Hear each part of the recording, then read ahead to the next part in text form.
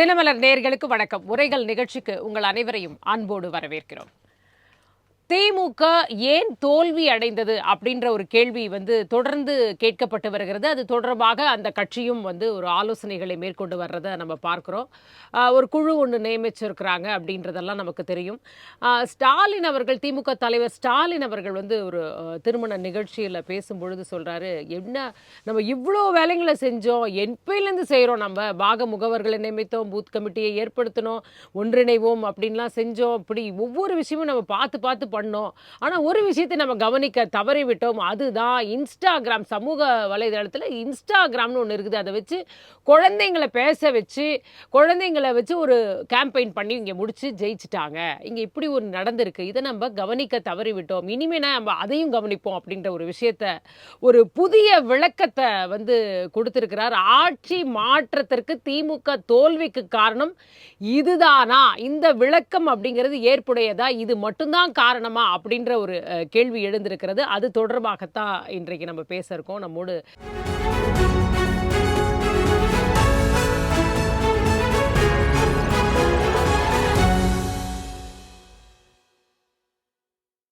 இரண்டு கருத்துரையாளர்கள் இணைஞ்சிருக்கிறாங்க. முதலாவதாக இணையம் வழியாக மூத்த பத்திரிகையாளர் திரு சிவா பரமேஸ்வரன் அவர்கள் நம்மோடு இணைஞ்சிருக்காங்க. வணக்கம் சார்.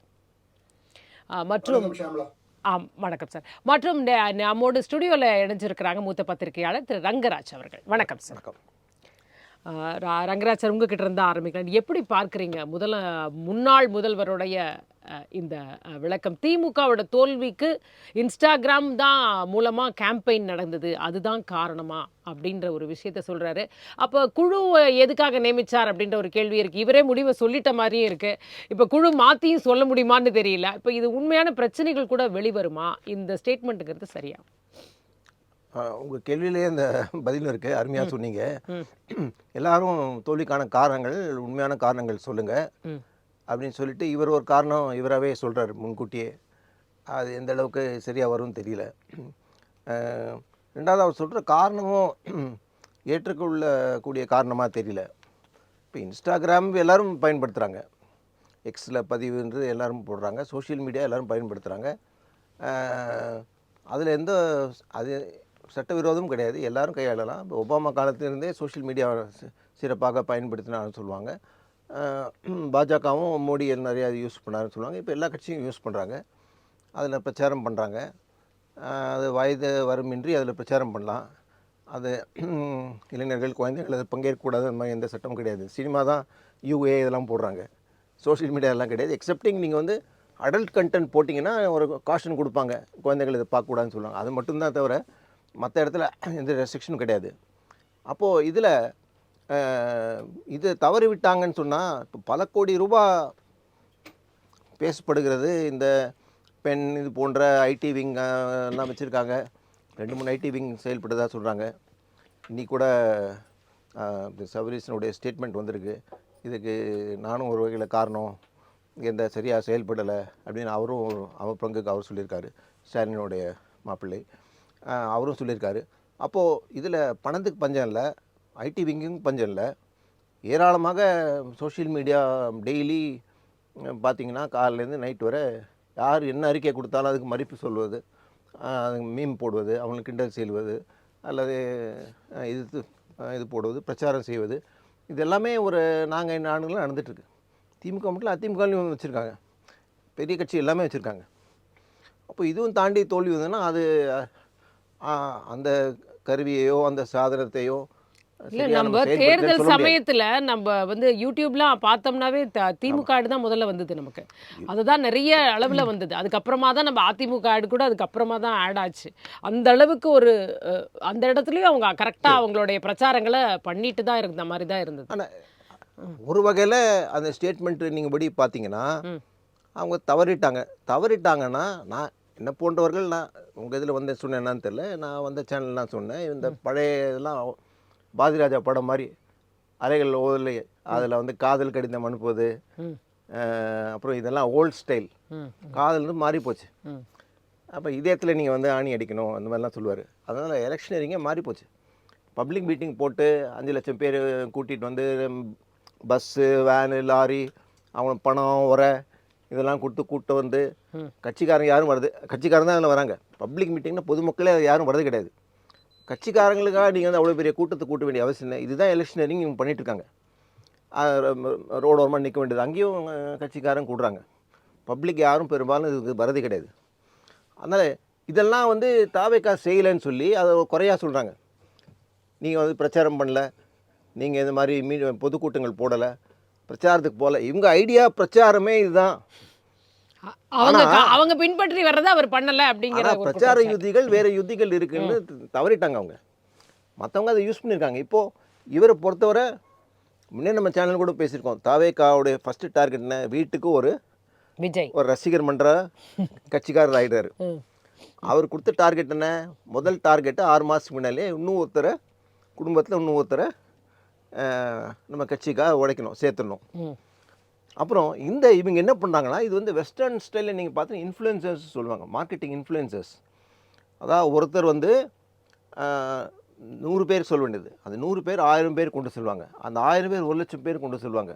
இன்ஃப்ளூயன்சர்ஸ் பப்ளிக்கில் இருக்கிற, யூடியூப்பில் இருக்கிற பாப்புலராக இருக்கவங்க, ஃபேஷன் மாடல்ஸ், ஆக்ட்ரஸ்ஸு, இது போல் பப்ளிக் ஃபிகர்ஸ் இவங்கள வச்சு பரப்புரை செய்வது. இப்போ இந்த ஐடியா என்ன பண்ணியிருக்காங்கன்னா, இந்த கண்ணுக்கு தெரியாத இவங்க, அதாவது அரசியல் கட்சிகள் கண்ணுக்கு தெரியாத அவங்க பொதுக்கூட்டத்தில் தானே பார்க்குறாங்க. இவங்க ஸ்டூடெண்ட்ஸ் மட்டும் இல்லை, பேட்ச்மேட்ஸ், காலேஜ் மேட்ஸ், ஒரு ஆஃபீஸில் ஒர்க் பண்ணுறோம், கேன்டீனில் சாப்பிடும்போது பேசுகிறது, நம்மெல்லாம் விஜய் பக்கம் போகலான்னு. இப்படி அந்த கான்வர்சேஷன் வந்து ஒரு ஆஃபீஸில் காலேஜ் மேட்ஸ் இடையில குரூப்பாக அங்கங்கே நடந்துகிட்ருக்கு. அவங்க எல்லாம் முடிவு பண்ணி இந்த முறை ஒரு சேஞ்ச், விஜய் வரட்டும் அப்படின்னு பேசுகிறாங்க. இது இவங்க இந்த அரசியலில் பெரும் புள்ளிகள் இவங்க கண்ணுக்கு அது தெரியல. ஆனால் இது பரவிட்டுருக்குன்னு நமக்கு தெரியுது. இது ஒரு 20% ரேஞ்சுக்கு வந்துட்டாங்க. நான் ரொம்ப கான்ஃபிடென்ட்டாக நான் சொல்கிறேன், 20 to 25% வந்து ஒரு வாரத்துக்கு, எலெக்ஷனுக்கு ஒரு வாரத்துக்கு முன்னால். ஆமாம், எல்லாருமே ஒத்துக்கொண்டது அந்த 25%. எல்லா சர்வேலையும் 20 to 25% வந்துடுறாங்க. ஆனால் திமுக என்ன கான்ஃபிடென்ஸ் இருந்தாங்கன்னா, நம்ம ஓட்டு கொஞ்சம் பிரிஞ்சாலும் பரவாயில்ல, அதிமுக ஓட்டு கொஞ்சம் குறைஞ்சாலும் பரவாயில்ல, நமக்கும் அதிமுகவுக்கும் 5% கேப் இருக்குது, ஆகவே நம்ம வந்துடலாம். ஆனால் எங்கே தவறிட்டாங்கன்னா, கடைசி ஒரு வாரத்தில் டிஎம்கே ஓட்டுன்னு ஒரு 5% ஸ்லைட் டவுன் ஆகிடுச்சு. அந்த 5% டிவிகேக்கு போயிருக்கு. ஸோ 70 சீட்டில் இருக்கிற டிவிகே 110 வந்துடுறாங்க, 110 இருக்கிற டிஎம்கே 70 வந்துடுறாங்க. இதுதான் அந்த கடைசி ஒரு வாரத்தில் நடந்த இது இவங்களால் ஐடென்டிஃபை பண்ண முடியல. பூத்தில் எனக்கு தெரிஞ்ச பூத்தில் டிஎம்கே ஒர்க் பண்ணுறவங்க எங்கள் பல ஏரியாவில் அவங்க சந்திக்கும் போது எங்கள் ஓட்டு வந்துருச்சுங்க, நாங்கள் வந்து ஜெயிச்சிடறோம், இப்படின்னு தான் கான்ஃபிடென்ட்டாக இருந்தாங்க. டிவிக்கு இவ்வளோ ஓட்டு வந்திருக்குதுன்னு அவங்களால கண்டுபிடிக்க முடியல, அந்த பூத் ஏஜென்ட்டே கண்டுபிடிக்க முடியல. அது என்னன்னு தெரியல. அது எப்படி அதுதான் எனக்கு புரியல. அதாவது அப்போ அந்த இடத்துல பூத் ஏஜென்ட் சரியா வேலை பார்க்கல அப்படின்னு, சரியா வேலை செய்யலையா இல்லை, எனக்கு தெரிஞ்சு நான் பல எலெக்ஷன் பார்த்துருங்க. அதாவது இவங்க கண்ணை பார்ப்பாங்க. இப்போ நீங்கள் ஓட் போட போகிறீங்க, நீங்கள் எந்த இடத்துல அந்த இது நீங்கள் வந்து இந்த முத்திரையில் நீங்கள் அந்த சீல் போடுற எலெக்ஷன் நீங்கள் ஸ்டாம்ப் போடுறீங்களோ, அந்த பட்டன் அழுத்துறீங்களோ, எந்த இடத்துல பட்டன் அழுத்துறீங்கன்றது அந்த பொசிஷன், கண்ணோட பொசிஷன் தெரியும். ரஜினிகாந்த் அவர்களுக்கு ஒரு தடவை பிரச்சனையே ஆச்சு இது சம்பந்தமா. மேலே டாப்பில் ஃபஸ்ட்டோ செகண்டோ இருக்கிற நேம் பார்க்க அங்கே பார்த்து இப்படி ப்ரெஸ் பண்ணானா நீங்கள் பார்க்கவே வேணாம், அவங்க கண்ணில் வச்சுட்டு இங்கே மேலே டாப்பில் வந்து போட்டிருக்கானுங்க. இது கீழே 3, 4, 5 வரும். இங்கே எனக்கு தெரிஞ்ச சில தொகுதியில் இந்த 3 க்ளோஸாக இருக்குது, 2, 3 and 4 மாதிரி இருக்குது. அப்போ நான் சரியாக கண்டுபிடிக்க முடியல. இல்லை, 17C வாங்கிட்டு எல்லாருமே கான்ஃபிடென்ட்டாக இருந்தாங்க இல்லையா? இப்போ அதிமுகவும் 17Cலாம் நாங்கள் பார்த்துட்டோம், நாங்கள் தான் வரப்போகிறோம் அப்படின்னு, அதாவது தேர்தல் முடிஞ்சதுக்கு அப்புறமா சொன்ன விஷயம் இது. அதுக்கப்புறம் அதே மாதிரி திமுகவும் அப்படிதான் சொன்னாங்க. அப்போ அந்த இடமும் என்ன பண்ணாங்க? இவங்க சொல்கிறாங்களே, இப்போ ஸ்டாலினோட ஸ்டேட்மெண்ட்டு, பூத் கமிட்டியே இல்லாதவங்க கவுண்டிங் போது கூட அவங்களுக்கு ஆளே இல்லை அப்படின்னு வரேன், பூத் கமிட்டியே இல்லாதவங்க ஜெயிச்சிட்டாங்களாம். இது நான் தாவேக்கால கேட்டேன். அவங்க 2-3 மாதத்துக்கு முன்னாலே எனக்கு என்ன சொன்னாங்கன்னா, இவங்கெல்லாம் நினைக்கிறது தப்பு, ஓட்டர் லிஸ்ட்டு ஒருத்தருங்கிட்டே இருக்குது, ஒரு ஏரியாக்கான பூத் கமிட்டி ரெடியாக இருக்குது, ஒரு பூத்துக்கும் பூத் கமிட்டி போட்டு வச்சுருக்காங்க. இவங்களுக்கு தெரியலன்றாங்க. பூத் கமிட்டியே போடாத வந்து இன்றைக்கி வர ஸ்டாலின் சொல்கிறாரு. ஆனால் பூத் கமிட்டி போட்டதாக அங்கே பல ஆஃபீஸ் பேரஸோட பேசின டிவி கூட எல்லாருக்கும் பூத் கமிட்டி நம்மளாலே பார்க்க முடியுது. நிறைய வாக்குச்சாவடிக்கு பக்கத்துலேயே அவங்களோட குரூப்பும் இருக்கதான் இருந்தாங்க. இந்த கடைசி 10 நாள் என்ன பண்ணியிருக்காங்கன்னா, நேரடியாக டோர் டு டோர் இவங்க வந்து அப்போ தான் சீரியஸாக எடுக்கிறாங்க. டிவிக்கேன்ற அது வரை அவங்க பொருளாகவே பார்க்கல, பிரச்சாரத்தில் இல்லை, ரோட் ஷோ பண்ண. ஆனால் டோர் டு டோர் போகிறாங்க, கேண்டிடேட்டே நடந்து போகிறாரு. அந்த காட்சிலாம் டிவியில் பார்த்தோம். டோர் டு டோர் தான் பழைய முறை. இவங்க வந்தோடனே அந்த டோர் டு டோர்லாம் விட்டாங்க. இப்போ வந்து வாகனத்தில் போகிறாங்க, பப்ளிக் மீட்டிங் ஒரே இடத்துல ஆரத்தி எடுப்பாங்க, ஆமாம். வந்துருவாங்க. நீ வந்து டோர் டு டோர் போகிறது வந்து ஒரு நல்ல மெத்தடு. அதில் வந்து கொஞ்சம் ரீச் பண்ணுறாங்க. இப்போ 3வது பாயிண்ட் வருவோம். இந்த பசங்க வந்து சொல்லி பெரிய மாற்றிட்டாங்கன்னா அது அது அது அது என்ன இல்லீகலா? ஒரு அண்ணன் சொல்கிறாரு, தம்பி கேட்குறாரு. அப்பா சொன்னால் மகன் கேட்குறான், புருஷன் சொன்னால் பொண்டாட்டி கேட்கலாம், பொண்டாட்டி சொன்னால் புருஷன் கேட்கலாம். இது எல்லா வீட்லையும் நடக்கும். நான் இவனுக்கு போடுறேன், அவனுக்கு போடுறேன், இதெல்லாம் நடக்கும். இந்த பேத்தி சிறு குழந்தைய சொல்லி பெரியவங்க பேசி மாற்றிட்டாங்கன்னா இது 2 ஆபத்து இருக்குது. இது சட்டவிரோதம் கிடையாது ஒன்று. இவங்களுக்கு ஓட்டே இல்லையே, அவனைய கண்டியே பயப்படுறாங்க. 18 வயசு கீழே இருக்கிறவங்களும் ஓட்டே இல்லை. நீங்கள் வந்து விஜய் ஓட் போடுங்க ஆதரிங்கன்னு சொன்னாலும் அவங்க வாக்குரிமை இல்லாதவங்க, அவங்க எப்படி இது ஒரு தேர்தலை தீர்மானிக்க முடியும்? ஓட் போட்டவங்க 1,75,00,000 மேலே வாக்குகள் விழுந்திருக்கு திமுக. இந்த குழந்தைங்களுக்கு ஒரு ஓட்டு கூட கிடையாது. அவ்வளோ ஓட்டு எப்படி வருது? ஒன்று. 2வது இருக்கிற டேஞ்சரான ஸ்டேட்மெண்ட்டு, திமுக இதில் ரொம்ப ஜாகிரதையாக இருக்கணும். ஏற்கனவே இளைஞர்கள்லாம் கொஞ்சம் விலகி போயிட்டாங்க. இது வேற நீங்கள் 18 வயசு கீழே இருக்கிறவங்களாம் நீங்கள் வந்து இன்னைக்கு குறை சொல்கிறீங்க. அடுத்த எலெக்ஷனுக்கு அவங்க வந்துருவாங்க. இன்றைய குழந்தைகள் நாளை எஜமானர்கள், நாளை இந்தியா. எஸ். 13, 15, 16 வயசு இருக்கிறவங்க அடுத்த எலெக்ஷனில் ஓட் போட போகிறாங்க. அப்போ விஜய் ஓட் பேங்க்கு 25%, 30% கூட்டிடும். நீங்கள் அவனுக்கு எதிராக அறிக்கை விட்டிங்கன்னா அவங்களுக்கு அடுத்த எலெக்ஷனில் அவங்களுக்கு எப்படி ஓட் போடுவாங்க? அப்போ அவன் கண்டிப்பாக வந்து என்ன ஸ்டாலின் எங்களுக்கு ஏதாவது அறிக்கை விட்டாரு, அந்த வருஷம் நாங்கள் வந்து ஓட் போட்டு அடுத்த வாட்டி நான் காட்டுறேன் பாருங்க. சரி, இந்த இடத்துல ரைட், ஓகே, நான் வரேன். இந்த இடத்துல சிவா சார்ட்ட நான் கேட்க நினைக்கிறது வந்து, இப்படி குழந்தைகள் சொல்லி வீட்டில் இருக்கிற தாத்தா பாட்டி அம்மா அக்கான்னு எல்லாரும் வந்து வந்து போட்டுட்டாங்க ஓட்டு, இதை நம்ம கவனிக்க தவறிவிட்டோம், ஆனால் இனிமே செஞ்சிருவோம் அப்படின்ற ஒரு விஷயத்த வந்து ஸ்டாலின் அவர்கள் சொல்றதை பார்க்கும்போது தமிழக மக்களையே ரொம்ப அண்டர் எஸ்டிமேட் பண்ணியிருக்காங்களா திமுக அப்படின்ற ஒரு கேள்வி வருது. எப்படி பார்க்குறீங்க? அவங்க வந்து அந்த அதையும் நாங்க செய்வோம்னா, இன்ஃபேக்ட் தமிழ்நாட்டில் இந்த எலெக்ஷன்ல டிஜிட்டல் கேம்பெயினை பொறுத்த வரைக்கும் மிகப்பெரிய கேம்பெயின், பல்லாயிரக்கணக்கான கோடி ரூபாய் செலவில் செஞ்சுட்டு டிஎம்கே தான். அவங்க தொழில்நுட்பத்தை பயன்படுத்துறதா இருக்கட்டும், டோர் டு டோர் கேம்பெயினா இருக்கட்டும், எலெக்ஷன் மேனேஜ்மெண்ட்ல இன்னைக்கு இந்தியாவில் வந்து திமுக மிஞ்சறதுக்கு ஒரு கட்சி கிடையாது. இவ்வளவு தூரம் ஸ்ட்ராட்டஜியா பிளான் பண்ணி அவங்க குடும்பத்துக்குள்ளேயே ஒரு அமைப்பு, ஒரு பெண் அமைப்பை வைத்து அதன் மூலம் வந்து கிட்டத்தட்ட ஒரு 200, எனக்கு தெரிஞ்ச ஒரு 200-300 இளைஞர்கள் வேலை செய்தார்கள்னு சொல்றாங்க. அப்படி இருக்கும் பொழுது இந்த ட்ரெண்டை எப்படி அவங்க கவனிக்காம விட்டாங்கிறது தான் மிகப்பெரிய கேள்வி. இப்ப எல்லா இடத்துலயும் இப்ப பார்த்தா அந்த எலெக்ஷன் காலத்துல யூடியூபா இருக்கலாம், ட்விட்டரா இருக்கலாம், டிவில நியூஸா இருக்கலாம், எதை பார்த்தாலும் நீங்க ஓபன் பண்ணவொன்னு இந்த சேனல் லோகோ வரதுக்கு முன்னால டிஎம்கே லோகோ தான் வந்தது. அந்த அளவுக்கு ஒரு இன்ஃப்ளூயன்ஸ் இருக்கும்போது இன்ஸ்டாகிராம் அவங்க கவனிக்காமலாம் இருந்திருக்கலாம் மாட்டாங்க. அவங்க என்ன பண்ணிருப்பாங்கன்னா, இதெல்லாம் பெரிய இம்பாக்ட் ஏற்படுத்தாது அப்படிங்கறத வந்து அவங்க ரொம்ப அதை புறந்தள்ளுற மாதிரி தான் நடந்துட்டு இருப்பாங்க. இன்ஸ்டாகிராம்ல பாக்குறவங்க வந்து they are not serious voters. அவங்க சும்மா வந்து மோஸ்ட்லி பர்ச்சேசிங்க்கு இல்லைன்னா வந்து கொஞ்சம் ஹாபி ஓரியன்டா இருப்பாங்களோ, அங்கதான் அவங்க கணிப்பு தவறா இருக்கக்கூடும் நான் நம்புறேன். அந்த இடத்துல தவறி போயிருக்கக்கூடும். இன்ஸ்டாகிராம்ல இருக்கக்கூடிய தேர் நாட் சீரியஸ் ஓட்டர்ஸ். இப்போ ட்விட்டர்ல இருக்காங்க, எக்ஸ்ல இருக்காங்கன்னா அவங்க ஒரு பதிவை பாக்குறாங்க, பதிவை போடுறாங்க, அதுக்கு லிங்க்ஸை போடுறாங்க, அதுக்கு வந்து கமெண்ட் பண்றாங்கன்னா கொஞ்சம் வந்து ஒரு இன்ட்ராக்ஷன் இருக்கு. இங்க அப்படி இல்லை, சும்மா 2 நெகபாலிஷ் போட்டுன்னு கூட நான் வந்து ஒரு போஸ்ட் போடலாம். இல்லைன்னா இன்னைக்கு வீட்டுல வந்து நான் வந்து உளுந்து இல்லாமே நான் வடை செஞ்சேன், தண்ணி இல்லையா வடை சுட்டேன்னு கூட ஒரு போஸ்ட் போடலாம். ஸோ அந்த மாதிரியான விஷயங்கள் இட்ஸ் மோர் ஆஃப் வந்து ஒரு என்டர்டெயின்மெண்ட் இல்லை ஒரு கலகலப்பா இருக்கக்கூடியது. அங்க வரவங்க சீரியஸ் ஓட்டர்ஸ் இல்லை அப்படிங்கறத அவங்க கவனிக்க தவறிட்டாங்க அப்படிங்கிறது ஒரு ஹஞ்சி. அதாவது இவ்வளவுக்கும் in spite of having a very very serious digital media campaign, அது ஒண்ணு. 2வது என்னன்னா, இப்ப நீங்க சொன்ன மாதிரி இப்ப இவங்க வந்து ஒரு அண்டர் எஸ்டிமேட் பண்றாங்க. அதாவது டிஜிட்டல் மீடியாலதான் எப்படின்னா அடுத்த கேள்வி வருது இல்லை, உங்களால ஏன் அந்த இம்பாக்ட் ஏற்படுத்த முடியலன்னு. அது வந்து ரொம்ப மிக முக்கியமான கேள்வியா இங்க தொக்கி நிற்கும். இன்னொன்னு அவர் ரங்கராஜ் சார் சொன்ன மாதிரி, நீங்க வந்து ஓகே இந்த எலெக்ஷன்ல தோத்துட்டோம், அதற்கான காரணத்தை ஆராயறதுங்கிறது ஓகே. என்ன பண்றீங்க, இது இன்ஸ்டாகிராம்ல பார்த்து ஓட்டு போட்டவங்களெல்லாம் அப்படின்னு சொல்லும் போது அதுதான் ஃபியூச்சர். இன்னும் வந்து அடுத்த தலைமுறை வாக்காளர்கள், அடுத்த தேர்தலில் வாக்களிக்கக்கூடியவங்களுடைய ஒரு விரோதத்தைங்கிறது சொல்ல வேணாம், பெரிய வார்த்தையை, மனஸ்தாபத்தை இப்பவே சம்பாதிச்சுக்கிறாங்க. அப்ப என்ன ஆகுதுன்னா, இனி உலகத்துல வந்து இந்த ட்ரெடிஷனல் மெத்தட் ஆஃப் கேம்பெயின் போய் இந்த டிஜிட்டல் மெத்தட் ஆஃப் கேம்பெயின் தான் நிலைத்திருக்க போகிறது. அதுதான் யதார்த்தமான உண்மை. அப்ப அதை எப்படி ஹேண்டில் பண்ணணும்னு இன்னொன்னு, எல்லாத்துக்குமே ஒரு வயது எல்லைன்னு ஒண்ணு இருக்கு. இப்போ இப்ப நான் எப்படி வந்து சோசியல் மீடியாவை யூஸ் பண்றேன், என் பிள்ளைகள் எப்படி யூஸ் பண்றாங்க, என்னுடைய பேர பிள்ளைகள் எப்படி யூஸ் பண்றாங்கங்கிறது நிறைய வித்தியாசம் இருக்கு. சோ அந்தந்த வயதிற்கேற்ற அந்த சிந்தனையை பார்த்து தான், இன்க்ளூடிங் உண்மையை சொல்ல வேணும்னா நான் கூட கணிக்க தவறிட்டேங்கிறது யதார்த்தமான உண்மை. தாவேகா வந்து இணையதளத்துல இந்த அளவுக்கு பெருசா செய்வாங்க, இந்த அளவுக்கு பெரிய வெற்றியை பெறுவார்கள் என்பது நான் உட்பட பலர் கணிக்க தவறிவிட்டோம் என்பது உண்மை. அதற்கு காரணம் எங்களுடைய வயதா இருக்கலாம், அல்லது வந்து இளைஞர்களுடைய போக்கு நோக்கு எண்ண ஓட்டத்தை சரியாக நூல் பிடித்து பார்க்க முடியாத காரணமாக இருக்கலாம். இப்ப ஸ்டாலின் இப்ப பாத்தீங்கன்னா, இப்போ ஒரு நம்ம பேசிட்டு இருக்கிறதுக்கு ஒரு 1 ஹவருக்கு முன்னால ஒரு பதிவு போட்டிருக்காரு ஸ்டாலின்.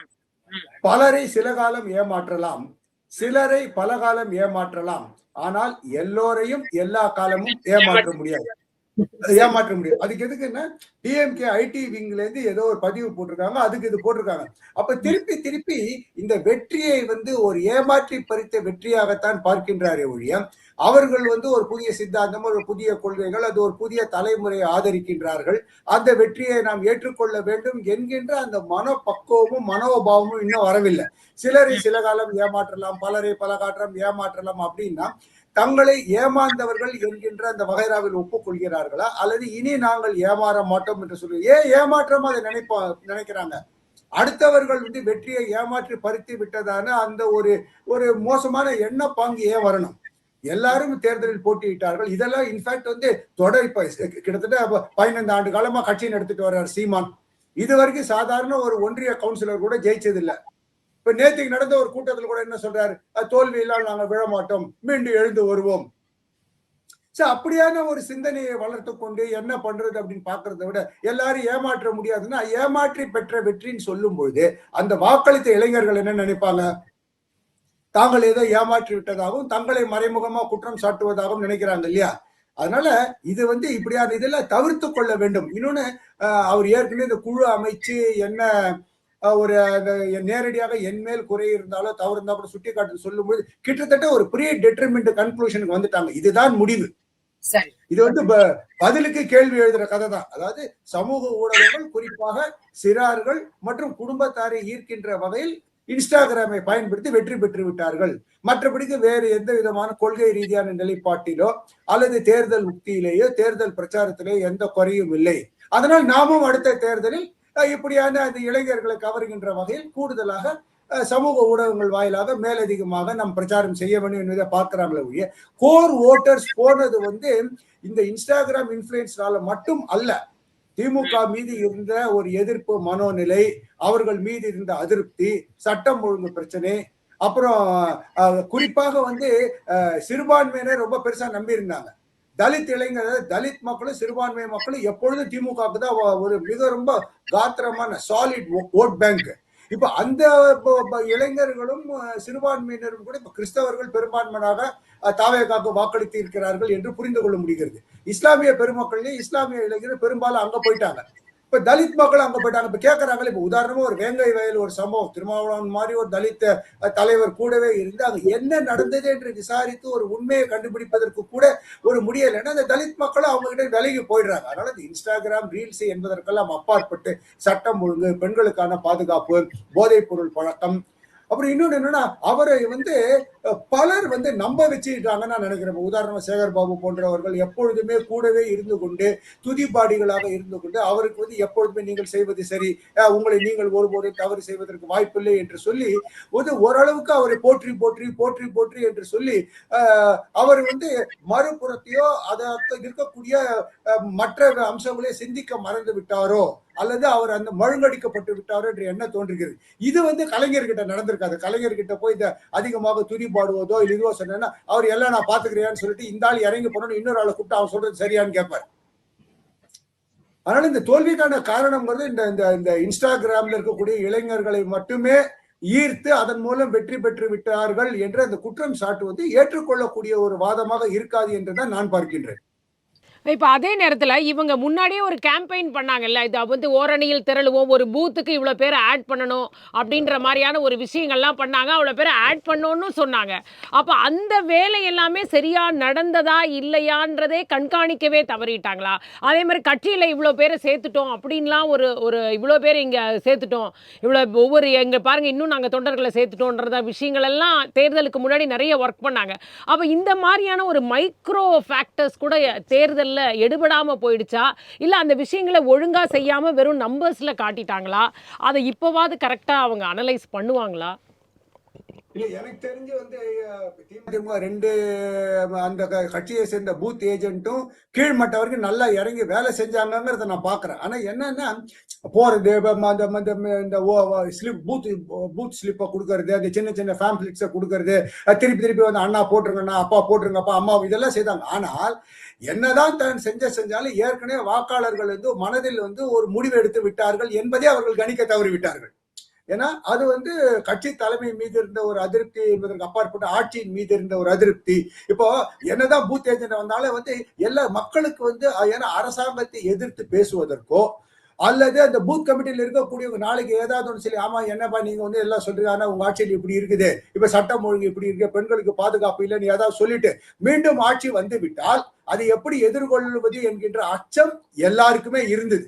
ஏன்னா அப்படியான வந்து இப்ப வந்து ஊடகவியலாளர்கள் எப்படி அச்சுறுத்தப்பட்டார்கள், ஊடகங்களில் அரசுக்கு எதிரான செய்திகளே வரக்கூடாது என்று திட்டமிட்டு பார்க்கப்படுது. தைரியமா குரல் எழுப்பிய ஓரிரு ஊடகவியலாளர் நிலைமை என்னாச்சுன்னா பார்க்கும்பொழுது மக்கள் எதுவுமே எதிர்த்து சொல்வதற்கு பேசுவதற்கு ஒரு அச்ச சூழல் நிலவிது. அதனால என்ன பண்ண, யார் வேணா என்ன வேணா சொல்றது சொல்லுங்க, நாங்க எங்க வேலையை குத்துற அன்னைக்கு நாங்க காட்டுறோம் அப்படின்னு சொல்லிட்டு ஒரு அமைதி புரட்சியா, அதாவது மேலோட்டமா வந்து என்ன நடக்குதுன்னு தெரியாது. இந்த வாத் மேனேஜ்மெண்ட் ஸ்கூல்ல படிக்க போனோம்னா ஒரு பாடம் சொல்லி கொடுப்பாங்க. பெரிய பெரிய மேனேஜ்மெண்ட் ஸ்கூல்ல நான் எல்லாம் யூகேல எல்லாம் பார்த்திருக்கேன்.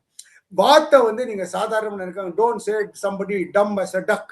வாத்து மேல அப்படியே போற மாதிரி அப்படியே ஒரு அசைவு இல்லாமல் பெருசா ஆர்வம் இல்லை. ஆனா அதுக்கு தண்ணீர் கீழே எவ்வளவு வேகமாக அது வந்து தனது கால்களை பேடல் லெக்ஸ்ன்னு சொல்லுவாங்க, எவ்வளவு வேகமாக அது வந்து பயன்படுத்துகிறது என்பதை பாருங்கள் அப்படிங்கிற மாதிரி அந்த மேலெழுந்த வாரியாக வந்து சரி சரி போனா கூட கீழ் மட்டத்தில் அனைவரின் மனதிலுமே ஒரு அதிருப்தி இருந்தது. அதிருப்தி வந்து அந்த எதிர்ப்பு ஓட்டலையாக மாறியது என்பதை மறுக்க முடியாது.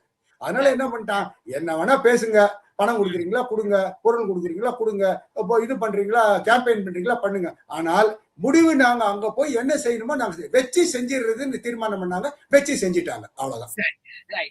வந்து ரங்கராஜ் சார், அதாவது இன்னமும் கூட வந்து திமுக தலைவர் வந்து நம்ம ஆட்சி தான் நடந்துகிட்டு இருக்கு அப்படின்ற ஒரு விஷயத்த வந்து சொல்றாரு.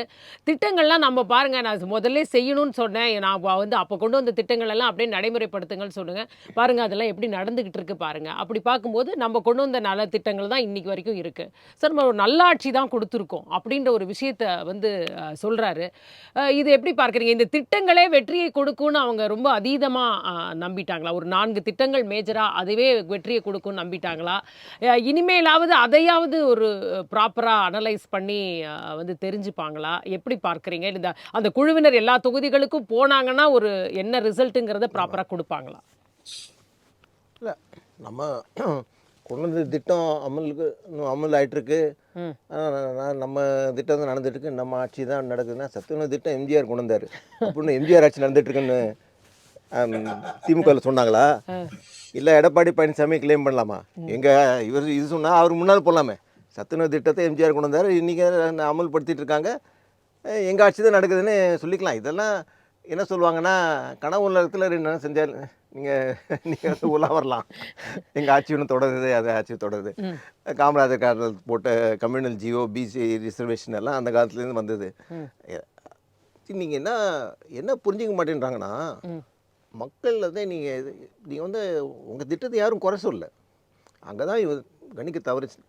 இங்கே 3000 ரூபா கொடுத்தாங்க வாங்கிட்டாங்க, 5000 ரூபா கொடுத்தாங்க வாங்கிட்டாங்க, அந்த திட்டம் கொண்டு வரீங்க. ஆமா சார், 1,35,00,000 மகளிர் அப்படியே ஓட்டு வந்துரும் அப்படின்ற மாதிரி யாரும் குறை சொல்ல, எல்லாம் வாங்கிட்டாங்க. நான் இன்னும் சொல்கிறேன், ஸ்டாலின் பொறுத்தவரை அவருக்கு ஒரு பர்சனல் இமேஜ் ஒரு திமுக காண்டி ஒரு 3 to 4 to 5% அவர் கொண்டுறாரு, அடிஷ்னலாக கட்சி தாண்டி கொண்டாருன்னு அது உண்மைதான். ஆனால் பெண்கள் இந்த திட்டத்தெல்லாம் கொண்டு வந்து ஒரு 5% பெண்களுக்கான ஓட்டு அவர் கொண்டு வராருன்னு எலெக்ஷனுக்கு ஒரு மாதம் 2 மாதம் முன்னால் வரை இருந்தது இந்த திட்டம்லாம் கொண்டு வந்தது. ஆனால் இந்த விஜய் ஃபேக்டர் பெனிட்ரேட் ஆக ஆக இந்த இன்ஃப்ளூயன்சஸ் மல்டிப்ளை ஆக ஆக பெண்கள் அவங்களுக்குள்ள அலுவலகத்தில் வெளியில் அவங்களுக்குள்ள பேச பேச மெல்ல மெல்ல மாறிடுச்சு. அவங்க வந்து திமுகவுக்கு எதிராகவோ ஸ்டாலினுக்கு எதிராகவோன்ற மனநிலை எடுத்து ஒரு anti communist anti wave DMK தோக்கடிக்கணும் இப்படிலாம் அவங்க என்னலை. Just positive vote for Vijay. Vijay வராரு, நல்லது செய்வான்னு நினைக்கிறாரு. உங்களுக்கு ஒரு த்ரில் இருக்குல்ல. இப்போ யங்ஸ்டர்ஸ்லாம் ஒரு ஈவெண்ட்டு, ஒரு கோயில் வீடானா கூட போகிறாங்க, அங்கே வந்து தேர் இருக்குன்னா வராங்க. அது ஒரு ஈவெண்ட், ஒரு த்ரில். ஸோ விஜய் வராரு, அவர் ஒரு வாய்ப்பு கொடுப்போம், ஒரு சான்ஸ் கொடுப்போம், நல்லது செய்வார்னு நினைக்கிறோம். அவரை பற்றி ஒரு பர்சனல் நல்ல இமேஜ். இல்ல அது சினிமா கவர்ச்சி தான். இந்த ஓட்டுக்கு காரணம் சினிமா கவர்ச்சி. சினிமா கவர்ச்சி இருக்கு. அதை தாண்டி அவர் எம்ஜிஆர் ஒரு நல்ல இமேஜ் ஒன்று வச்சுருந்தார்ல மக்கள் முன்னால். அந்த அந்த நல்ல இமேஜ்ன்றது விஜய்க்கு வந்தது. ஸோ இவங்க என்னதான் ஆட்சியில் நல்லா பண்ணாலும் ஓட் போட்ட நல்ல திட்டங்கள் கொண்டாலும் பயனாளிகளாக இருந்தாலும் அதெல்லாம் தாண்டி அவங்களும் தே லைக் விஜய். இவர் ஒரு சிஎம் வேட்பாளர் வந்து வரலாம், இவர் வாய்ப்பு கொடுக்கலாம். மற்ற எல்லாரும் பார்த்துட்டோம், திமுகவும் பார்த்துட்டோம், அதிமுகவும் பார்த்துட்டோம். ஒரு சேஞ்சுனா நான் ஏற்கனவே சொன்னேன், change does not mean Edappadi. அவர் 4 வருஷம் இருந்துட்டார் சிஎம்மா, அதுவும் பார்த்துட்டாங்கல்ல. ஏடிஎம்கே நினைக்கிறேன் ஓட் ஃபார் சேஞ்சுன்னு அவனுக்கு வரணும். அது எப்படி வரும்? உங்கள் ஆட்சி தான் 4 வருஷம் பார்த்துட்டாங்க. ஓட் ஃபார் சேஞ்சுன்னு டிஎம்கே இல்லை, ஏடிஎம்கே இல்லை, விஜய் வராரு, ஒரு புது ஃபோர்ஸாக வராரு. Youngsters relate to him. இப்போ நீங்கள் பழைய பாட்டு நம்ம என்ன தான் விஷ்ணா ராமூர்த்தி, கேவி மகாதேவன், கண்ணதாசன் பாட்டு, பி சுஷிலா, டிஎம்எஸ் பாட்டுலாம் நம்ம பிபிஎஸ் பாட்டெலாம் நம்ம என்ஜாய் பண்ணால் கூட இந்த தலைமுறை வேறு மாதிரி பாடல் கேட்குறாங்க. இது என்னையா பாட்டு, அர்த்தம் இல்லை, ஒரு மெலடி இல்லை, லிரிக்ஸில் ஒன்றும் இல்லைன்னு நம்ம நினைக்கிறோம். ஆனால் காதில் போட்டுட்டு அவங்க பாட்டில் போயிட்டுருக்காங்க, அது பாடிட்டுருக்காங்க, கூட பாடுறாங்க. ஒரு லைனாக வருது டீசரில். இவங்க ஃபாலோ பண்ணுறது மியூசிக். இது பாட்டு இங்கே நிலச்சி நிற்கும் அப்படின்னு நம்ம சொல்கிறோம். இது ஒரு வாரத்துக்கு மேலே நிற்காது சார். அவனே சொல்கிறான், கேட்குறவனே சொல்லலாம், ஒரு வாரத்துக்கு மேலே நிற்காது, அடுத்து வேற ஒரு புது பாட்டு வரும், அது கேட்டு போய்டுவோன்றான். அவனுக்கு எதுவுமே நிரந்தரமானவோ ஒரு நீண்ட கால ஒரு இதுவோ தெரியாது. ஒரு அவுட்டிங் போயிடலாம், 2 நாள் போவோம், நல்லா சாப்பிட்டு திரும்பி வருவோம். அப்படி எங்களுடைய யங்ஸ்டர்ஸோட மைண்டே டிஃப்ரெண்ட்டாக இருக்குது. இந்த டிஎம்கே ஏடிஎம்கே பண்ணுற தப்பு, தே are not in touch with the people. நீங்கள் அடிப்படையில் நீங்கள் பார்த்தீங்கன்னா அவங்க சுற்றி ஒரு கும்பல் அதை சுற்றி இருக்காங்க தவிர மக்களோட எங்கே பழகுறாங்க. இப்போ நம்ம சார் விஜய் அவர்கள் மீது தான் அந்த மாதிரி குற்றச்சாட்டு வச்சாங்க. ஏன்னா மக்கள்கிட்ட இறங்கியே வரல, களத்துல நின்று பேசல, நான் வந்து யாரையுமே பார்க்கல, 234 தொகுதிக்கும் போல, மாவட்டமே கூட கம்ப்ளீட் பண்ணல, இப்படி எல்லாமே வந்து குற்றச்சாட்டு வச்சாங்க. கடைசி வரைக்கும் கூட இவர் வருவாரா பனையூர் பண்ணையாரெல்லாம் கூட வந்து ஒரு விமர்சனங்கள்லாம் வச்சாங்க பண்ணாங்க. அவங்க நல்லா தெரியுங்க. விஜய் வந்து ஒரு மெசேஜ் வந்து பட்டி தொட்டி ஒவ்வொரு வீட்டுக்குள்ளே ரீச் ஆகி பெனிட்ரேட் ஆகி முடிஞ்சிருச்சு. First round 3 months 4 months before தேர்தலுக்கு வராரு, அரசியலுக்கு வராரு. அடுத்த ரவுண்டு 2-3 மாதத்துக்கு முன்னால் சின்னம் வந்துடுது, விசில்னு. விஜய் கட்சி விசில் சின்னம் ரீச் ஆகிடுச்சு. இப்போ இருக்கிற பழைய மெத்தடில் வந்து உங்கள் சின்னத்தை கொண்டு போய் சேர்க்கணும், அதெல்லாம் இப்போ கிடையாது. இப்போ டிஜிட்டல் இருக்குது, டிவி இருக்குது, வாட்ஸ்அப்பில் இருக்குது. ஒரு 2 நாளில் உங்கள் சிம்பிள் எல்லாருக்கும் போய் சேர்ந்துருது. ஸோ அந்த ஒரு 15% 18% இவர் வரட்டும், ஒரு வாய்ப்பு கொடுக்கலான்ற ஏற்கனவே ஒரு 3 months பேக் ஃபார்ம் ஆகிடுது. கொஞ்சம் வேட்பாளர் சீரியஸாக இருக்காரா, வேட்பாளர் அறிவிக்கிறாங்க, கேண்டிடேட் போட்டால் 34க்கும் 33 எல்லாத்துக்கும் போடையே போட மாட்டாருன்னு எதிர்பார்த்தாங்க, பார்க்குறாங்க. இது சீரியஸ் போடுறாங்க. இவங்க எங்கே எனக்கு தெரியும், சில மூத்த பத்திரிகையாளர்லாம் பல சேனல் சொல்லிட்டாங்க 234 தொகுதிக்கு இங்கே வேட்பாளர் ஆளே கிடையாது, எங்கே போட போகிறாங்க. நான் எவ்வளோ அவங்களாம் நேரில் பார்த்து கேட்கணும். நான் ரொம்ப தப்பான வாதம். ஒரு தொகுதிக்கு 8 பேர் 10 பேர் விண்ணப்பம் கொடுக்குறாங்க. அது அப்போவாது இவங்க மைண்டு திருந்திக்கணும்ல. இந்த சோக்கால்ட மூத்த பத்திரிகையாளர் அரசியல் பார்வையாளர்கள்லாம் பண்ண அடிப்படையில் பண்ண தவறு. இந்த எலெக்ஷனரி மெத்தடும் ஃபாலோ பண்ணல, இவ்வளோ ஒரு கட்சிக்கு இவ்வளோ பேர் விண்ணப்பம் கொடுக்குறாங்கன்றது ஃபாலோ பண்ணல, அவங்க வந்து இவ்வளோ ஆர்வமாக வந்து போட்டி போட வராங்கன்றது ஃபாலோ பண்ணல, இவங்க பூத் கமிட்டி இல்லைன்னு நினச்சி இவங்க சொல்கிறாங்க. இப்போ இதெல்லாம் தாண்டி அவன் சீரியஸ் பிளேயராக வந்துடுறாங்க. கடைசி 2 வாரத்தில் பிரச்சாரத்துக்கு போகிறாங்க கேண்டிடேட்ஸு. விஜய் வரலன்னா என்ன, கேண்டிடேட்ஸ் ஒவ்வொருத்தரும் போகிறாங்க. நான் பார்த்து சின்ன சின்ன இந்த சைஸுக்கு ஒரு சின்ன ஃப்ளையருங்க, நைட்டோட நைட்டாக போகிறாங்க. தாவேக்கா வேட்பாளர் பேர், தொகுதி, சின்னம், விஜயோட படம், இதை வச்சு வீட்டுக்கு வீடு வெளியில் கேட்டோ வீட்டில் வந்து ஓட்டிட்டு போகிறாங்க. தேர்தலுக்கு ஒரு வாரத்துக்கு முன்னால் நாம் தமிழர் கட்சி பண்ணாங்கல்ல ஒரு பெரிய போஸ்டர், அழகாக பண்ணாங்க. ஒரு அந்த தொகுதியில் யார் வேட்பாளர், என்ன சின்னம், அழகாக போட்டு பண்ணாங்க. இந்த ஸ்ட்ராட்டஜி இவங்க கையாண்டாங்க. ஸோ ஒவ்வொருத்தருக்கும் அங்கே வீட்டு வாசலில் இன்னார் நிற்கிறாங்க, விசில், அவ்வளோதான். நீங்கள் பேரே பார்க்காம விசில் சின்னத்தை மட்டும் பார்த்து 1 கோடிக்கு மேலே 1.5 கோடிக்கு மேலே மக்கள் ஓட் போட்டிருக்காங்கல்ல. இப்போ that penetration of the simple, penetration of the image, இது ரெண்டும் போயிடுச்சு இதுக்கு முன்னாலேயே. இவர் ரெண்டாவது ரொம்ப கேர்ஃபுல்லாக இருந்தாருன்னா கரூர் மாதிரி கூட்டம் போட்டால் இன்னொரு கரூர் மாதிரி ஒரு சம்பவத்தை உண்டாக்கணும், நம்மளை வந்து ட்ராப் பண்ணுறாங்க, மறுபடியும் பேர் கெட்டு போவோம், அதை அவாய்ட் பண்ணி இருக்கிறது போதும். மெசேஜ் ரீச் ஆகிடுச்சு, நம்ம வேட்பாளர் நிறுத்தியாச்சு, சின்னம் போயாச்சு, டிவியில் பேசுகிறாங்க, வீடியோவில் பேசுகிறாங்க, மெசேஜ் சோஷியல் மீடியா வாட்ஸ்அப்பில் போகுது, இது போதும்னு ஒரு முடிவுக்கு வந்துட்டாங்க. ஆமத்தம் இவங்க வந்து எஸ்டாப்ளிஷ்டு பொலிட்டிக்கல் மிஷினரி, இது ஆல்டர்னேட்டிவ் பொலிட்டிக்கல் சிஸ்டம், இது ரெண்டுத்துக்கும் இருக்கிற கேப்பு அவங்களுக்கு இது புரியல. இவங்களுக்கு இது செஞ்சால் போதும்னு நினச்சாங்க. ஆனால் இன்னும் நிறைய செஞ்சுருக்கலாம். அஃப்கோர்ஸ் செஞ்சிருந்தானா ஒரு 120 150 சீட் வந்திருக்கலாம். இப்போ நம்ம கேட்கலாம் 108 ஏன் கிட்டத்தட்ட 8 மாவட்டங்களில் தாவேக்கா ஜெயிக்கவே இல்லைன்னு சில மாவட்டத்தில் இல்லை. அப்போ அதெல்லாம் அனலைஸ் பண்ணி இப்போ அவங்க சரியாக செஞ்சிருந்தானா இப்போ 170 180 வந்திருப்பாங்க. இப்போ அந்த வெளியிலேருந்து ஆதரவு கொடுக்குற இந்த கட்சி இப்போது கூட்டணியில் சேர்றாங்கன்னு வச்சுங்க, அடுத்த எலெக்ஷனில் 180 200 சீட் தாண்டிடும். இந்த 4-5 கட்சி அதோட சேர்ந்தா. அதிமுகவோட ஒரு பிரிவு வேறு இருக்குது, அதிமுக 2, ஏடிஎம்கே 1, ஏடிஎம்கே 2, ஏடிஎம்கே 2 அவங்க மைனஸ் தான் ஆயிடுமோ அப்படின்ற ஒரு பேச்சு தான் இருக்கு. இப்போ என்ன பண்ணாலும் வேலுமணி ஜெயிச்சிட்டு வராரு, விஜயபாஸ்கர் ஜெயிச்சிட்டு வராரு, அவங்க எல்லாமே சார்ஜஸ் இருக்குது. மக்கள் எல்லாம் பற்றி கவலைப்படலையே, எல்லாம் ஜெயிச்சு தான் திரும்பி வராங்க. யார் தோற்று போனாங்க அதில்? இவங்க எல்லாமே வாழ்க்கைகள்லாம் இருக்குது. மக்கள் தான் ஓட் போட்டு திரும்பி வராங்க. அப்போ அவங்களுக்கு ஒரு பேஸ் இருக்குல்ல. எங்கள் தொகுதியில் ஜெயிச்சிட்டு வராங்க, விஜய் வந்தாலும் ஜெயிச்சு வந்திருக்காங்க. நீங்கள் என்ன பார்க்கணுன்னா, இந்த 30-40 எம்எல்ஏ அதிமுக 2ன்னு சொல்கிறீங்களே, இந்த விஜயோட ஃபோர்ஸை தாண்டி இவ்வளோ பேர் ஜெயிச்சு வந்திருக்காங்க. அப்போ அவனுக்கு தொகுதியில் ஏதோ ஒரு உண்மையிலே அதிமுகவில் விசில் சின்னம் இல்லாமல் ஜெயித்தவர் எடப்பாடி பழனிசாமி அவர்கள் தான். ஏன்னா அவர் தொகுதியில் இல்லை, அதனால மித்தவங்களாம் அந்த சின்னத்தை அன்டெஸ்டட் அவர் ஒண்டி தான் விசில் கேண்டிடேட் அங்கே போட்டுட்டு இவர் சொல்கிற ரெக்கார்டு அப்போ ஒன்று காட்டியிருந்தானா உண்மை. கேண்டிடேட்டே இல்லாமல் பண்ணிவிட்டு அவர் ஒண்டி டிவிக்கே மட்டும் அவர் ஒண்டி தான் ஃபேஸ் பண்ணல, மற்ற எல்லாரும் ஃபேஸ் பண்ணியிருக்காங்க சேலஞ்சு. 40 எம்எல்ஏ இவங்க ஜெயிச்சு வந்திருக்காங்க, விஜய் மீறி ஜெயிச்சு வந்திருக்காங்கன்னா they have some hold, we cannot write them off. ஆனால் நீங்கள் இன்னைக்கு தேதியில் நீங்கள் என்ன பார்க்கணுன்னா, கூட்டணி கட்சியில் திமுகவோட அடிப்படை காரணம், இன்னொரு முக்கியமான காரணம், அந்த கூட்டணியே சரியாக ஒர்க் ஆகலை. பல மாவட்டத்துலேருந்து என்ன சொல்கிறாங்க, திமுகவினரே அலையன்ஸ் பார்ட்டிஸுக்கு இந்த வாட்டி சரியாக ஒர்க் பண்ணல.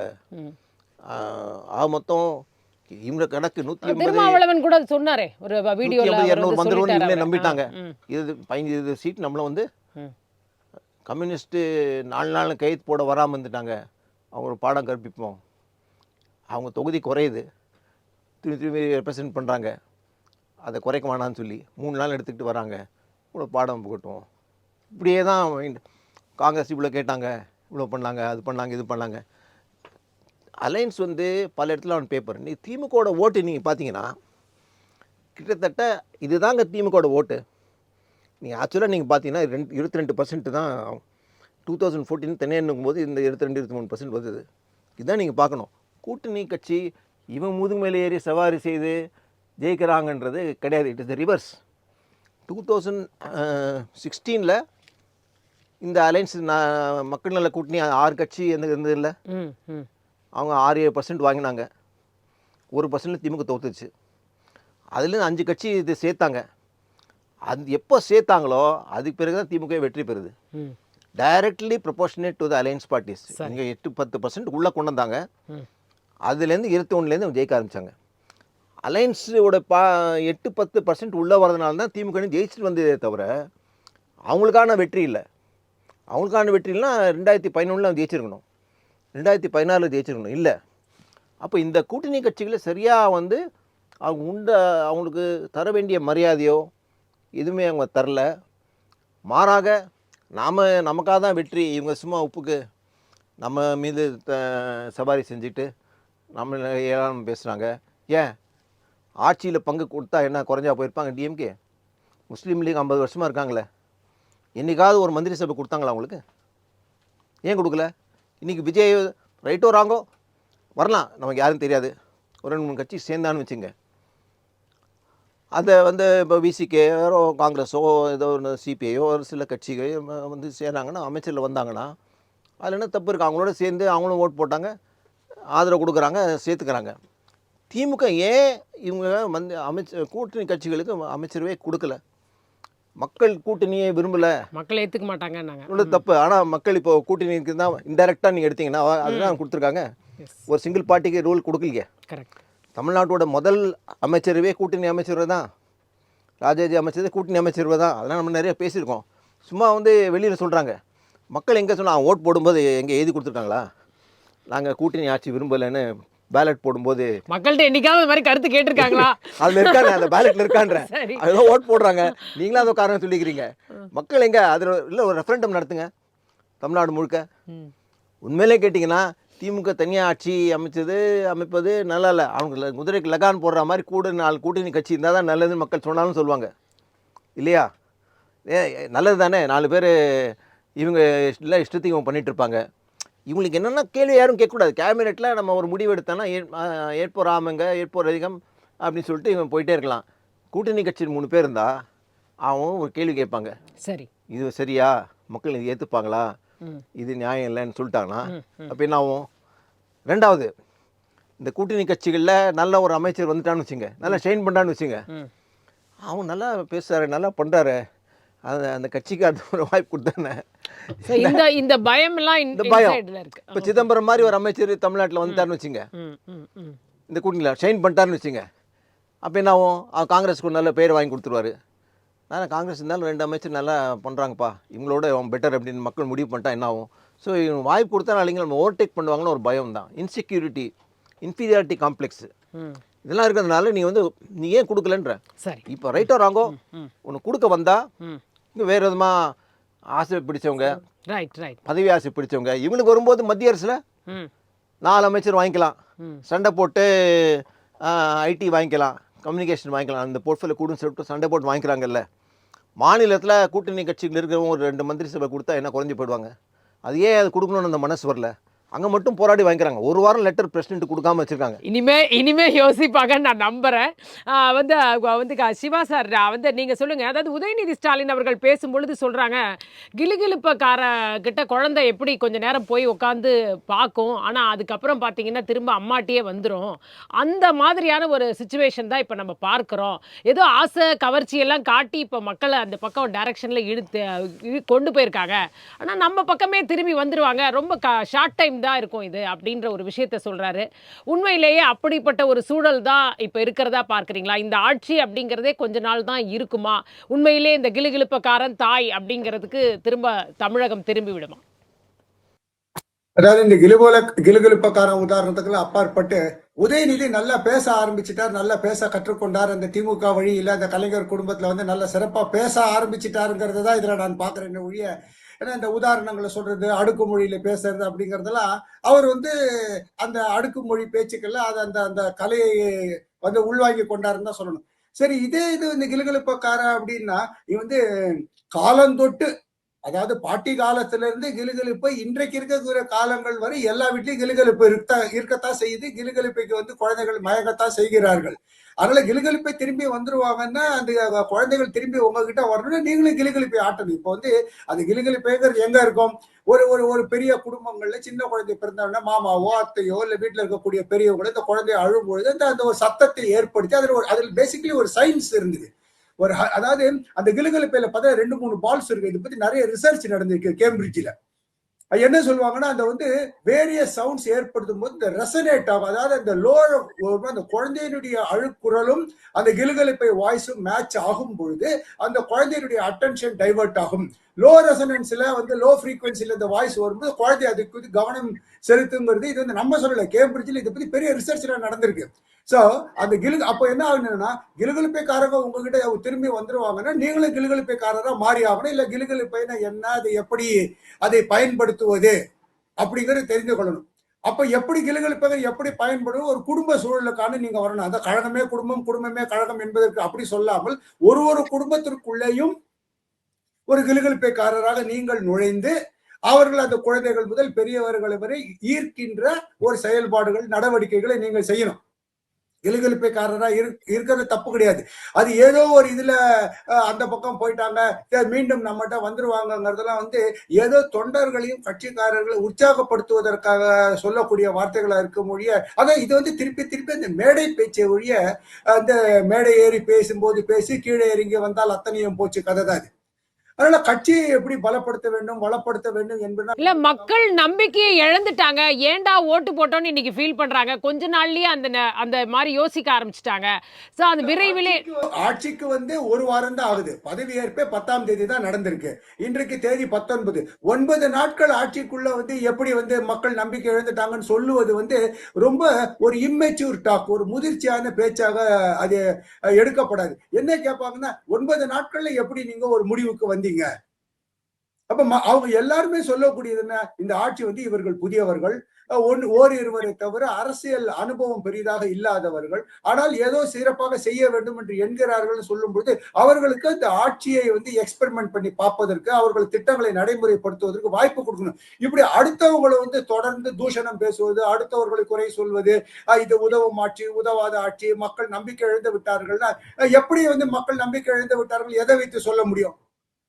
இது ஒரு 6 மாதம் ஓராண்டுக்கு ஆன பிறகு இப்ப பெண்களுக்கான இந்த 1000 ரூபாய் திட்டத்தை விடுவிச்சிட்டாரு. நேற்றுக்கு கூட வந்து அம்மா உணவகங்கள் வந்து சரியா நடத்தப்பட வேண்டும்னு சொல்றாரு. இருமொழி கொள்கை தான் எங்கள் கொள்கைன்னு இன்றைக்கு கல்வி அமைச்சர் ராஜ்மோகன் சொல்றாரு. இதெல்லாம் பார்க்கும்போது அவங்களும் கொஞ்சம் கொஞ்சமா அரசியலையும் ஆட்சி முறையையும் கற்றுக்கொள்கிறார்கள். அதனால இப்படி வந்து எடுத்த உடனே வந்து எல்லாரையும் கண்டம் பண்றது, கண்டிக்கிறது, அந்த மாதிரி செய்வது என்பது திமுகவினுடைய எதிர்காலத்துக்கு நல்லதல்ல. தாங்கள் மட்டுமே தேவதூதர்கள், அடுத்தவர்கள் எல்லாம் எதுவும் இல்ல சார், 2500 சொன்னாங்க, அதை கொடுக்க முடியாது. இப்ப 6 சிலிண்டர் நீங்க எப்படி கொடுத்துருவீங்கன்னு பார்க்கலாம். ஈராக் வரைக்கும் போங்களேன், அவங்க கிட்ட கேட்டீங்கன்னா தான் உங்களால முடியும்ன்ற அளவிற்கான விமர்சனங்கள் 9 நாட்கள்லயே வைக்கப்படுது. அப்ப அது வந்து மக்கள் கிட்ட போய் சேருமா? இந்த விஷயங்கள் அப்படியே ரீச் ஆகி நிஜமாவே மக்களுக்கு அப்படி ஒரு டிஸ்கனெக்ட் உருவாகும் சார். அது என்ன, அதுதான் வந்து பதவியேற்பு விழாவின் போதே அவர் சொன்னார். என்ன சொன்னாரு? நிதிநிலைக்கு குறித்து ஒரு வெள்ளை அறிக்கையை நாங்கள் கொடுப்போம், சாத்தியமானவற்றை செய்வது, சாத்தியக்கூறு உள்ளவதை செய்வது குறித்து நாங்கள் ஆராய்வோம். இப்ப இருக்கக்கூடிய யங் ஜெனரேஷனுடைய மைண்ட், அவர்கள் வாக்களித்தவருடைய மைண்ட் செட் எப்படி இருப்பதை நான் பார்க்கிறேன்னு என்னுடைய கணிப்பீடு அல்லது புரிதல் தவறாக கூட இருக்கலாம். இப்ப அவர் வந்து வெளிப்படையாக வந்து என்னுடைய நண்பா நண்பிகளே, என்னுடைய தங்கைகளே, அண்ணன்களே, அப்பாமார்களே, தாத்தாமார்களே, இந்த மாதிரி நான் செய்யணும்னு நினைச்சேன், இதுதான் யதார்த்தமான நிலை, கொஞ்சம் பொறுத்துக்கோங்க, நான் செய்யறேன் அப்படின்னா கூட அந்த வெளிப்படை தன்மையுடன் கூடிய அந்த இதய சுத்தியுடன் அவர் சொன்னால் அதை ஏற்றுக்கொள்ளக்கூடிய மனநிலையில் மக்கள் இருக்கிறார்கள் என்பதுதான் என்னுடைய புரிதல். ஓகே, ஏதோ சின்சியரா செய்யணும்னு விருப்பப்படுறாரு. ஓகே, இப்ப அரசாங்க கஜானால பணம் இல்ல, நல்லபடியாக அது இம்ப்ரூவ் பண்ண செய்வார். ஓகேண்ணா அப்படிங்கிற அந்த எண்ணப்பாங்கு வந்து மக்களிடையே வந்திருக்க கூடும். அது அந்த ஏற்பு இருக்கும்னு நான் நம்புறேன். இன்னொன்னு என்னன்னா, ஒரே ஒரு வாரத்துக்குள்ள வந்து ஒரு ஆட்சியை கண்டம் பண்றது, விமர்சனம் செய்வது, குறை சொல்வது எல்லாம் இப்ப அவங்க திருப்பி கேட்பாங்கல்ல, சரி நாங்கள் 6 சிலிண்டர் கொடுப்பதற்கு ஈரானுக்கு போங்க, ஈராக்குக்கு போங்கன்னு சொல்றீங்களே, உங்களால 2 சிலிண்டருக்கு வந்து பக்கத்துல இருக்கிற 800 கூட போக முடியலன்னு சொன்னா என்ன பண்ணுவீங்க? அங்க போய் அப்ப கேள்வி கேட்கும் பொழுது அடுத்தவர்கள் தங்கள் நோக்கி என்ன கேள்வியை எழுப்புவார்கள் என்று அதே சிந்திச்சு தானே பார்க்கணும். இதுதான் என்ன பண்றாங்க, நான் எப்படி பாக்குறேன்னா, இவங்க மறைமுகமா நடப்பது நம்ம ஆட்சின்னா, அப்ப நம்ம ஆட்சி, அப்பா சொல்றாரு நடப்பது நம்ம ஆட்சின்னு, அப்ப மகன் சொல்றாரு நம்ம ஆட்சி விரைவில் கவுந்துரும், இது மேல நம்பிக்கை இல்லைன்னு. அப்ப அப்படியான ஒரு அகாடமிக் கேள்வி எழுதல, இது நடப்பது நம்ம ஆட்சின்னு அவரு ஸ்டாலின் சொல்றதை நான் எப்படி புரிஞ்சுக்கிறேன்னா, பெரும்பான்மையாக நமது ஆதரவு நின்று வெற்றி பெற்ற விடுதலை சிறுத்தைகள், இடதுசாரிகள், இந்தியன் யூனியன் முஸ்லீம் லீக் 4 கட்சி தலா 2 பேரு, 4 2 8 இந்த எம்எல்ஏக்கள் ஆதரவுல தான் இந்த அரசாங்கம் நடைபெறுகிறது. நாங்க வந்து இங்க பிளக்க புடிங்கிட்டா அங்க லைட் ஆஃப் ஆயிடும் அப்படிங்கறதான் அவர் மறைமுகமா உணர்த்துறார் என்று நான் நினைக்கின்றேன். நடப்பது நம்ம ஆட்சின்னு சொல்றதுல அப்ப இவங்க திராவிடர் 2 மாடல் ஆட்சின்னு தைரியமா சொல்ல முடியாது. அப்ப இவர்கள் வந்து பின்புறமாக அவர்களை இயக்குகிறார்களா என்கின்ற கேள்வி வருது இல்ல. அப்ப அந்த பிளக்க புடுங்கினா பேக் ஃபயர் தான் ஆகும்ன்றதாவது திமுகக்கு புரிஞ்சிருக்கா இந்த பாயிண்ட்ல? இதெல்லாம் சொல்லல. இதெல்லாம் எப்படின்னா பிரேக் அடிச்சு வண்டி ஓட்டுற மாதிரி மிரட்டி, அதாவது எங்க தயவுல தான் நீங்க ஆட்சியில் இருக்கீங்க, எங்க தயவுல தான் ஆட்சியில் இருக்கீங்க, ஒரு ஸ்டேஜ்ல இப்படி வைப்பேன், ஒரு யதார்த்த ரீதியில வைப்பேன். இப்ப சபாநாயகர் சரியோ தவறோ ஒரு முடிவு எடுக்கின்றார். இப்ப சி.வி. சண்முகம், எஸ்.பி. வேலுமணி தலைமையிலான அந்த குழுவினருக்கு சட்டசபையில் அங்கீகாரம் கொடுத்துறார். அதுக்கப்புறம் சபாநாயகரின் முடிவு சரியா தவறா என்பது உச்ச நீதிமன்றம் வரைக்கும் 5 ஆண்டுகளாக முடிவு வரத்துக்கு டகார்னு ஒரு 25 பேர் வந்துட்டாங்க. இப்ப ஏதோ ஒரு இதுல வந்து திமுக ஆதரவில் நாங்கள் இயங்கவில்லை, அவர்கள் ஆதரவு இல்லாவிட்டாலும் எங்களால் ஆட்சி நடத்த முடியும் டக்குன்னு சொல்லிட்டாருன்னு வச்சுக்கோங்க சிஎம். அப்ப என்ன பண்ணுவாங்க, இவங்க மூஞ்சி எங்க வச்சுக்குவாங்க? அப்ப தேவைக்கு அதிகமா அவங்க கிட்ட ஒரு 108, இவங்க கிட்ட ஒரு 25, 108, 25, 133 இருக்குது. வேற யாராவது சிறிய கட்சிகள் வந்து வெளியில இருந்து கூட ஆதரவு தெரிவிக்கலாம். அதனால இந்த நடப்பது நம்ம இதெல்லாம் எப்படின்னா ஒரு ஜனநாயக ரீதியில் தேர்ந்தெடுக்கப்பட்டு ஒரு புதிதாக வந்திருக்குவரை ஒரு ஆங்கிலத்துல புல்லிங்னு சொல்லுவோம். ஒன்று மிரட்டி பணிய வைப்பது அல்லது சிறுமைப்படுத்துவது. அதாவது எங்களால் தான் ஆட்சியில் இருக்க தினந்தோறும் வந்து அவரை சிறுமைப்படுத்துவது. எங்களால் தான் ஆட்சியில் இருக்கின்றீர்கள், நடப்பது எங்கள் ஆட்சி தான், நினைச்சால் நாங்கள் கவுத்துருவோம் அப்படின்னு. இது என்னன்னா கிட்டத்தட்ட இந்த காங்கிரஸ் கட்சியினுடைய மனப்பான்மை. நினைச்சா ஆட்சியில ஒரு ஆளை வைக்கிறது, நினைச்சா ஆளை மாத்துறது, குஜராலுக்கு ஆதரவு கொடுக்கறது, விலக்கிக்கிறது, தேவகவுடாவை வந்து இப்ப ஆட்சியில வைக்கிறது, விபி சிங் கவர்மெண்ட்டை உடச்சு சந்திரசேகரை கொண்டாடுறது, மொரார்ஜியை உடச்சு சரண் சிங்கை கொண்டாடுறது.